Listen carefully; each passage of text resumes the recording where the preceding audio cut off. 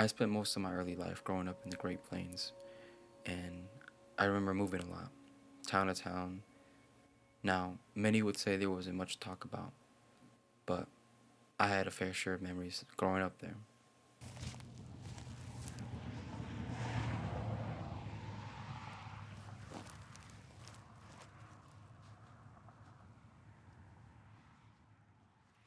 Most of my time last year was spent in magnifying my work with photography and filmmaking. I explored and collaborated with many people, overall being happy with the results. And I remember having a conversation with a friend, and they asked me, "Why do your eyes go all over the place?" We were talking about my photography style since the question arose when we were talking about certain photos that I've taken in the past 2 years. And there wasn't really ever like a pattern. And I responded with, "Well, they're right here, you're just not seeing what I'm seeing. What I mean is, I don't have a style, or at least I don't think I have a style." And that might be because I tend to kind of latch on certain things in certain times, and I like to pursue that. And I want to say that I want to say that this is more what I'm comfortable with. I don't really latch on to one thing for a long time and stick by it. And you can say a lot of filmmakers and photographers will do that. They have like super significant styles that you can look at them. You can see a picture and say, "Oh, this is from so and so." And I like that. I really like that. But I just can never stick to one style. And that's okay. I think something other artists should be comfortable with. It's kind of going outside of their style or patterns that they tend to follow, and kind of just like explore and do something more different. Being different. But it's totally fine if you're not comfortable with being different, and you're just comfortable with being what you're used to. That's okay too, for sure. Rocky's probably right there. All right. Good. This one. Turn it off. Now, in this new project, I decided to take a few steps back from my more color-oriented work, and it just happens to be that being back in the Great Plains was, a place in need of exploring, for me at least. From my experience with the black and white format, I always saw it a little bit more dependable than a color format. I like both. Don't get me wrong; they both have their characteristics that I really enjoy. And for me, black and white was more about the setting, the context, and where I want you to lay your eyes. Not to say that the Great Plains is only a place where I'll see it in black and white. No, this is not the case.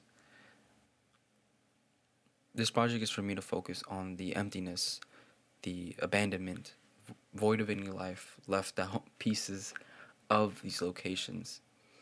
Yeah, although there's not much to look at, I still find a beauty to this.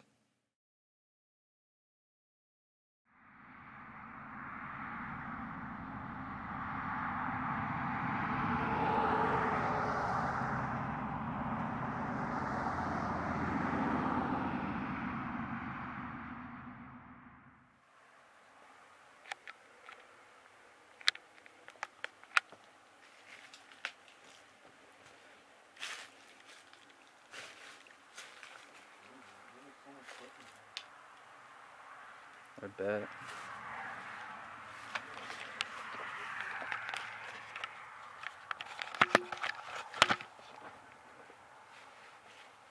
Probably was just abandoned.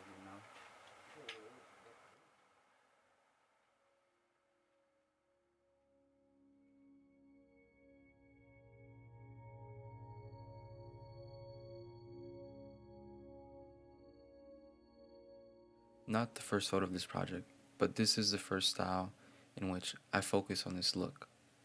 The blown out sunlight illuminating through the window creates this filament of eeriness. This room inside has this somber dreamlike feel, and there's a lot to look at. In this photo with the framed horse on the wall, I realized I was in a child's room due to the many toys lying about on the floor. People once lived here. I think it's important to capture these photos, even if they leave a sad tone. Some things aren't forever, and I try to capture what's left of it. There's more houses though. Should we check them out? Yeah,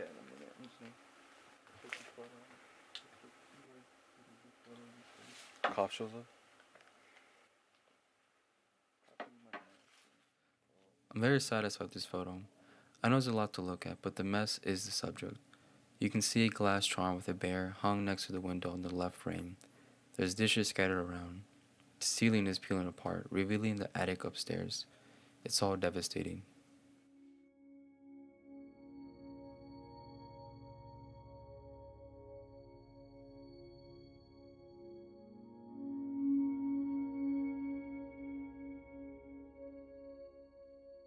Now, these next pictures were taken on a long stretch of road that I occasionally drive on. Living in the plains calls for a lot of driving, and in doing so, I tend to see things and I stop to explore and take pictures of things I find interesting. There are many farms in Nebraska. I've noticed that farmers who have large pieces of land with animals like cows will place a resting spot for them, maybe a watering trough so they can hydrate themselves. And I mainly focus around the ones with these classic American Western windmills.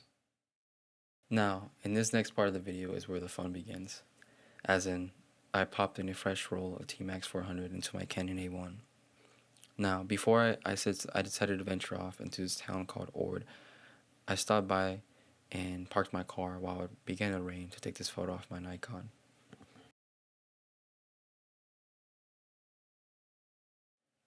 Eventually I reached the town, but I decided to focus outside of it, as in, there was more interesting things to look at along the highway, mainly these abandoned houses.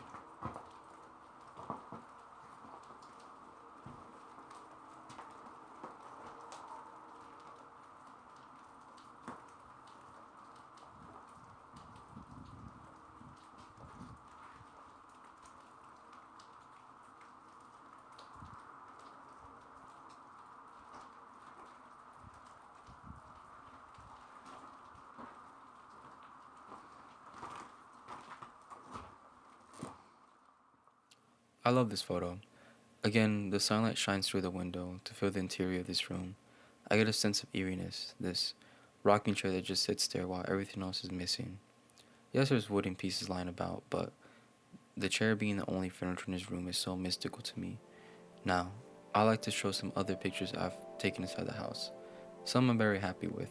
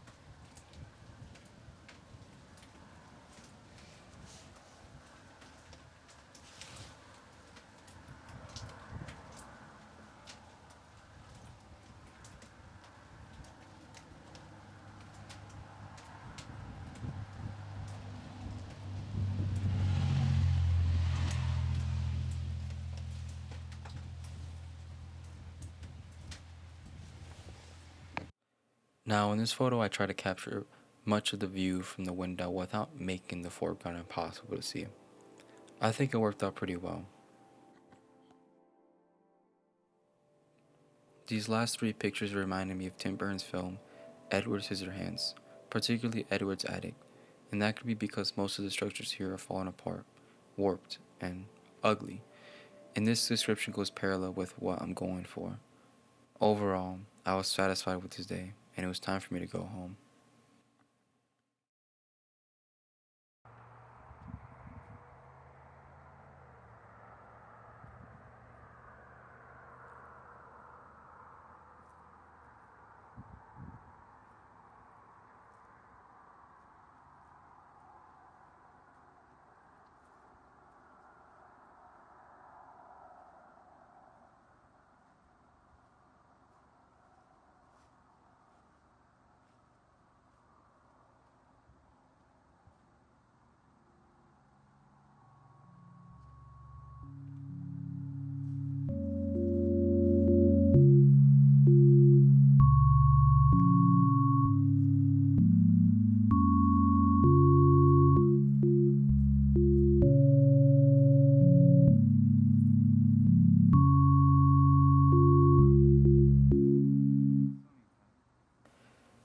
Now this is the second day where I went out with my Canon to hopefully get some nice shots of this abandoned farm.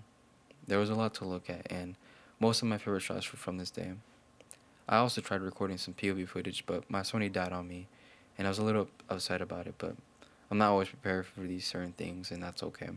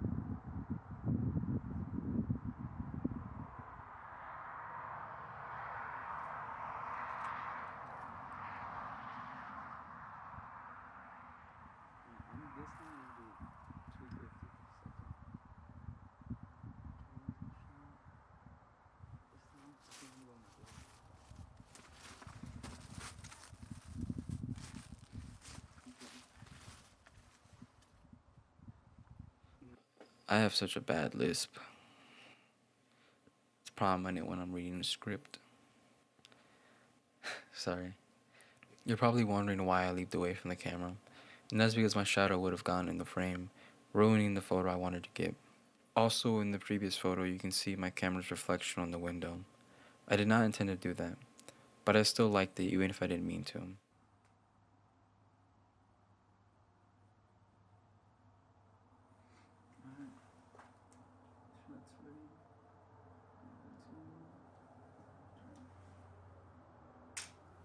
This is my second time ever shooting T-Max 400, and I remember last time my photos weren't as overexposed. This one was, and I've never seen it like this. I did try to bring down some of the highlights, but I also did not want to remove the effects of my dream filter I had on. And I want to point out that I did use a light meter for this photo. Due to T-Max 400 having a strange reciprocity failure, I did follow a formula to extend its shutter speed. For instance, if I metered 8 seconds, I doubled it to 16 seconds, or at least corrected it to 16 seconds, or however long I needed to. But honestly, You could say that the calculation might have been the issue, but my gut tells me that I think my camera might need servicing soon because I did buy this back in 2022, and I've used it quite a bit since I've gotten it, but I've never gotten the shutter belt or whatever it's called, the shutter wheel checked out or for anything like oil and stuff like that. I'm not big on my camera's insides, but I do know for sure that it might need to be checked out soon. And actually, I've noticed that if the shutter reacts more, anything longer than 4 seconds, there tends to be the delay. So if I go to like if it's like at 8 seconds, it might go like maybe like 2 or 3 seconds longer, and maybe that could be the issue, but I don't really know. I have to really have to get it checked out. Other than that, enough camera talk. Yeah.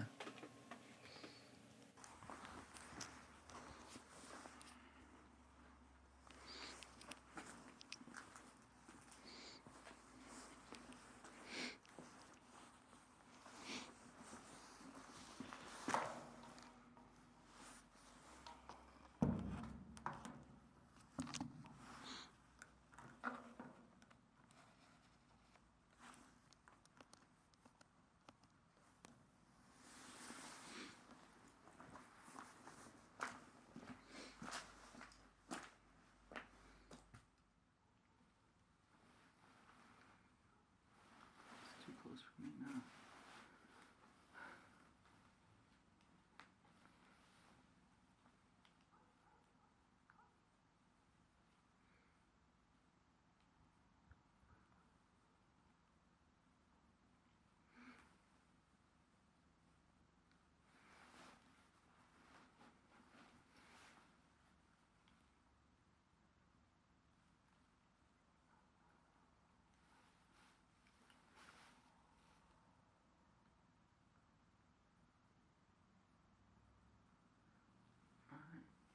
That's a shot.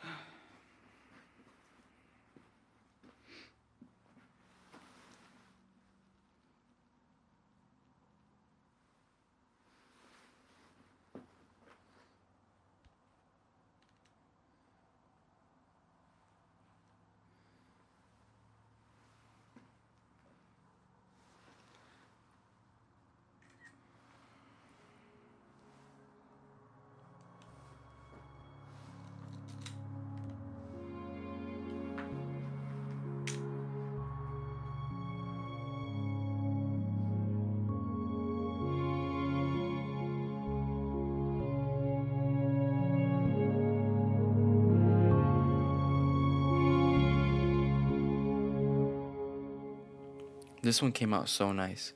I got this one right as I was about to leave this place, almost forgetting my glasses too.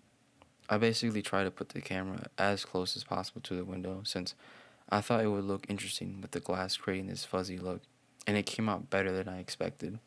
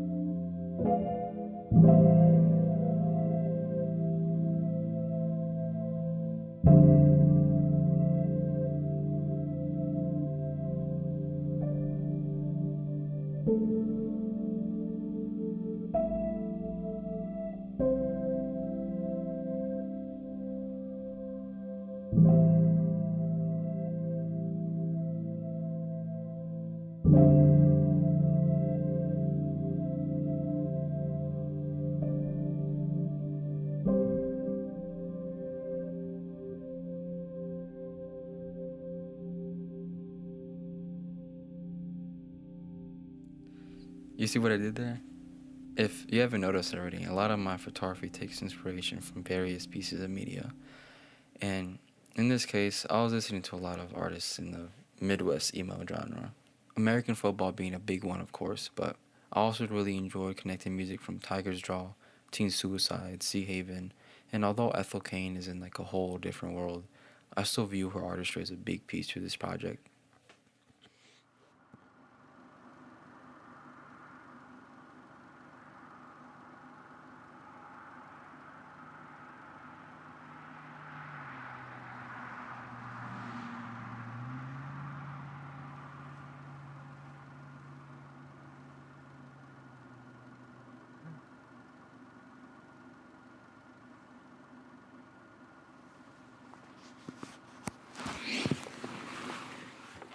Now, these next photos were taken days apart, and I never got any footage to go along with them since these days were unplanned and almost intrusive.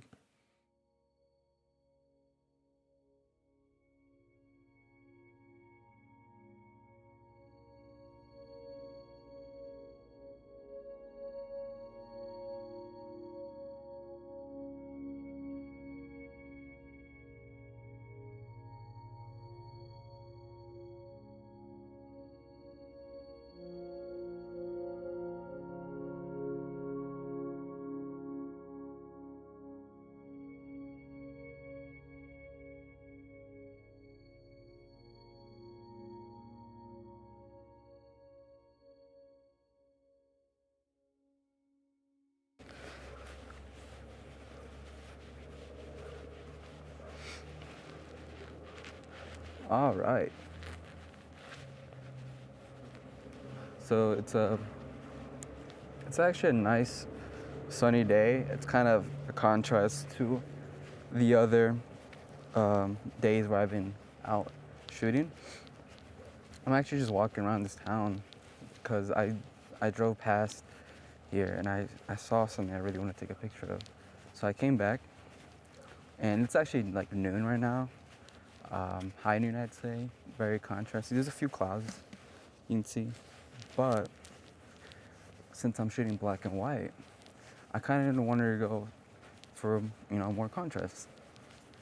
So we're actually approaching the first spot I want to take a picture of, and it's like this little boat right here parked up. So I'm gonna get my camera ready.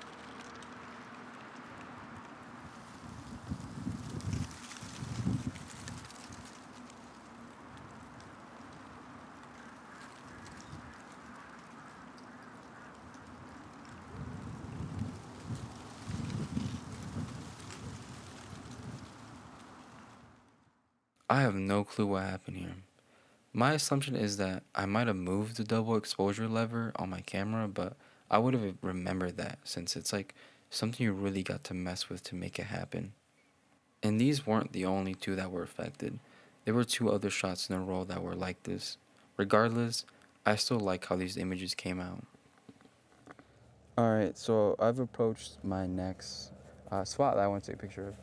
I was I was walking Rocky here the other day, and I saw this truck parked underneath this like, I don't know, garage canopy thing. So I'm gonna go for that. But actually, I want to change my lens to 50 because I'm on 28 right now, and I feel like 50 would be really cool. Actually, let me just make sure. All right. So I am shooting right now 28, but I think I want to change it because. Sorry about that. Personally, I feel like 50 is better. Yeah. 28 is just too wide.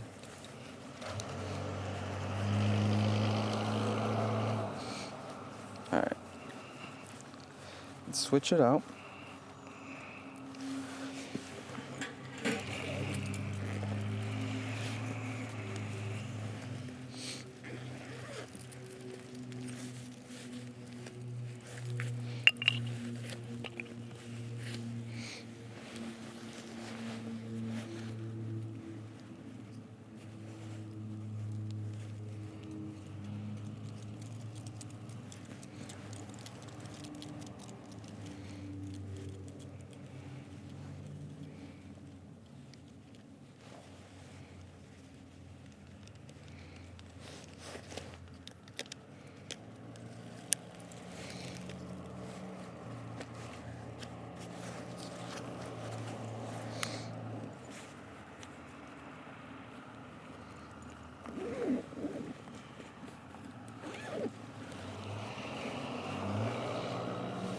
Alright. We're on the 50 mil. Okay, this is a lot cleaner.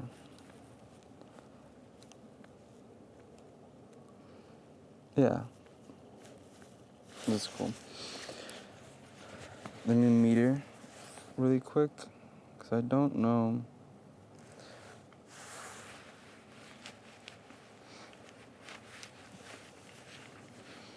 I think I'm gonna do F11 this time because I'm on 50, and I need more of a dynamic range here. There's no way.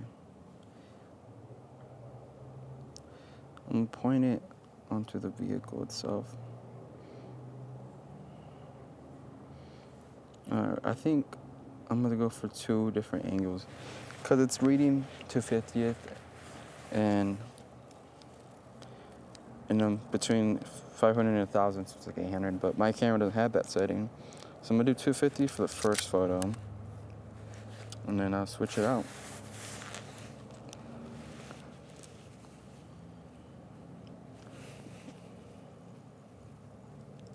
Alright, 1, 2, and 3. Cool. You know, one silly thing I've noticed with my photos is I tend to frame a lot of my subjects on the right side of my frame. And I don't see anything wrong with it. I find it funny because yeah, just like most of my stuff is framed to the right. Like there's something, like there's a house, whether it's a tree, whether it's a person, you know, a subject, like whatever. It's always on the right. I just, because when I do think about it, when I'm about to compose my shot, that looks really cool there. When I'm about to compose my shot, I think about it. I'm like, wait, let's try something else. Like let's try to frame to the left or the center. But to me, I don't really like it as much anymore. I like the right side. I think the right side is just me. Random thought. But this is pretty cool. Let me see what it looks like through the lens. Yeah, that's cool. There's a person coming by. I'm gonna take a photo of that.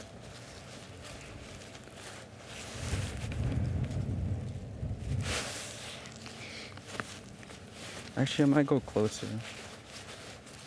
'Cause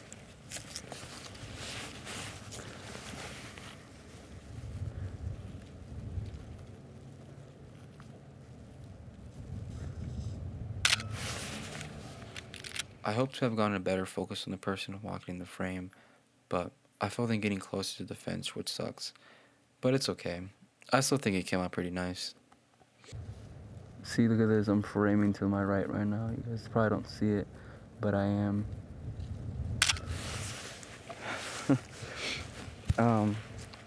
Another random thought is I don't shoot a lot of rolls of film.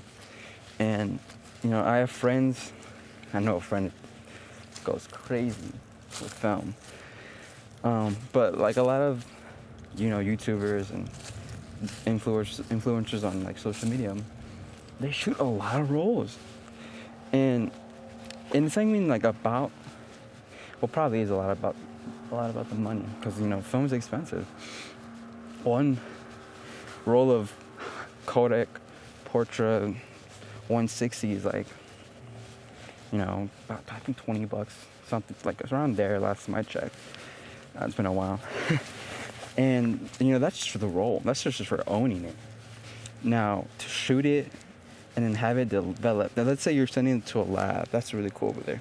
Let's say you're sending it to a lab. Like let's say darkroom. I think darkroom charges like for everything like $30.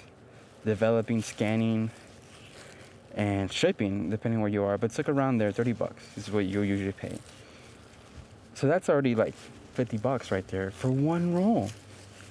And that's also how much you want to spend on scanning. Like how much is the scan quality of that roll? And I'm talking about 35 millimeters. I don't know how much. I've never shot 120 or 4x5, but that's a whole different spectrum of photos I need to get to. But yeah, I just don't shoot a lot of rolls, and it's not because about the money. Just I have to really put my mind into what I want to shoot rather than just say, oh, I'm gonna throw a roll of HP5 on my camera and just like walk around and take pictures of stuff. Like it's not me, and I have nothing wrong against that. People who do that, like I think who would do it, they just have to be really. It's interesting, you can't just really say I'm gonna take a picture of this tree and then like boom, it looks cool, right? But then why? It just really depends. And with me, my stuff isn't really like always like grade A quality. Like I wish sometimes it was, but I like that there's a story usually back behind it. And that's just how I work. That's just like Adam Sandler said in Uncut Gems. This is how I win. This is how I win.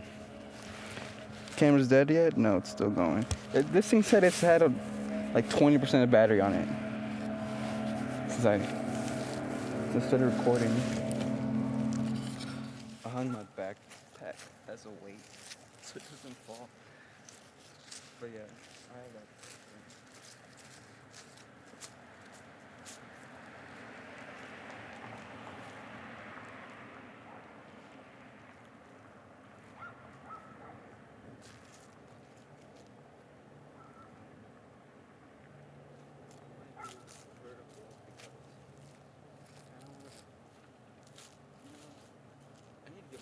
You guys probably know what I'm saying.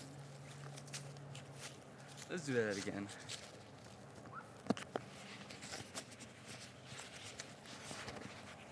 Alright. I kinda wanna do vertical because I'm always on my drain remover stuff. I'm an individual who loves being inspired. And that video of Tyler and fucking Kerwin Frost is like, so what inspires you? And he's like, bro, don't even ask me that question. He's like, I don't remember what he says, but he says like, don't even ask me that. And I just find that so like, kind of like interesting because a lot of things in my life are inspiring, whether that's people, media like movies and music. I love music so much. Like I honestly have a raging music addiction. Actually, I kind of want like this angle right now, and it's obviously like I'm just kidding, but I kind of do. And I always mention like artists I listen to and the things I wanted to, inspiration from, and a lot of it's Jane Ruger, and it's interesting because Drain Remover is just someone I just like look up to so much. Their music is just such. The whole Senses Designated album is a masterpiece in my eyes. It's absolutely beautiful. I love it so much. And it's a lot of that is this.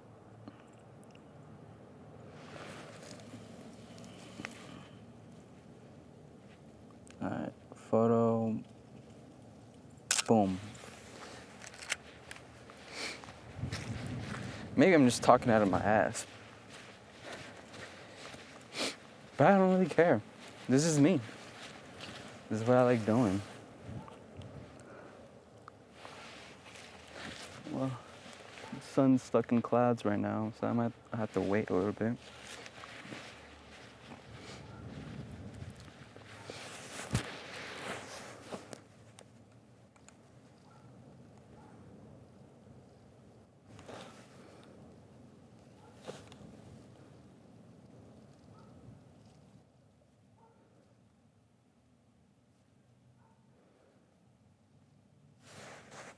I have to get closer.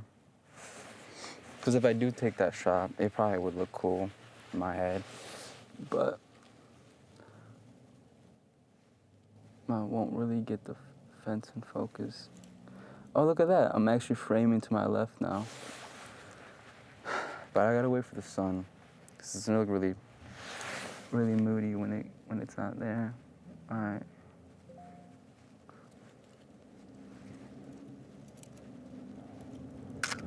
That's not what I wanted. Alright, whatever. I have 3 shots left. So I don't want to waste them. I already got two. One I really like, and the other one, we'll see how it turns out once it's developed. We've reached the end of the roll, and that's ultimately the end of the video. However, I want to give a big thanks to my family. I think they're like a big part of like what allowed me to kind of venture out and explore these towns in Nebraska. And I hope you guys all appreciate this video. I've kind of really dialed in on how I want to pursue these next videos. And especially with this one, I've really kind of put my all, at least for now. Who knows what I'll try to do next time. But if you haven't noticed already, this whole video was really made by me. And usually I slap on a song from I don't know who knows where, and I just really wanted to do something special for you guys, and I'm really proud of it. I think it came out, or at least who knows how it comes out once I'm done editing this video, but I think this is the one. And these photos especially are very portfolio worthy. So I really hope you guys enjoyed this video and the photos, and especially the music, which is a big part of like what went along with the project. The music. I'm not a musician, really. I just really wanted to like do something more to this video, and I thought making a few songs for the video would really kind of put it together. So yeah, that's it.